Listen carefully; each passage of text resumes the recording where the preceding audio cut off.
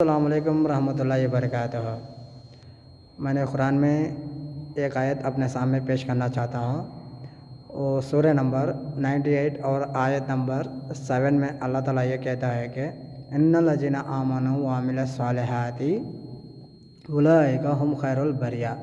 اس کا مطلب جو لوگ ایمان لائیں اور نیک اعمال کرتے رہیں وہ لوگ بہترین مخلوق میں سے ہوتے ہیں، بہترین مخلوق کہلایا جاتا ہے۔ اللہ تعالیٰ اس کے تفسیر میں یہ کہتا ہے کہ اللہ تعالیٰ جتنے مخلوقات بنائے ہیں وہ مخلوقات میں سے فرشتے افضل ہوتے ہیں۔ جو لوگ ایمان لا کر نیک اعمال کرتے رہیں گے وہ لوگ فرشتوں سے بھی افضل مخلوقات کہلایا جاتا ہے۔ الحمدللہ، ماشاءاللہ، کتنی فضیلت ہے اللہ تعالیٰ ہم کو دے رہا ہے، ماشاءاللہ۔ اس لیے ہم لوگ کو اللہ تعالیٰ کی عبادت کرنا ہے اور اچھے اعمال لانا ہے، اچھے اعمال کرنا ہے اور دین پر چلنا ہے، نیک کام کرتے رہنا ہے۔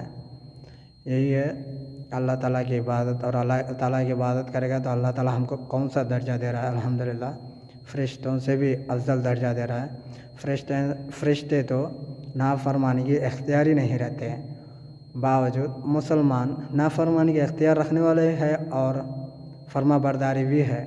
الحمدللہ، جو لوگ اللہ کی فرما برداری، اللہ پر ایمان لا کر اچھے اچھے نیک اعمال کرتے رہیں گے نا، اللہ تعالیٰ فرشتوں سے بھی وہ لوگ کو زیادہ درجہ دیتا ہے، افضل درجہ دیتا ہے۔ ماشاءاللہ، ماشاءاللہ۔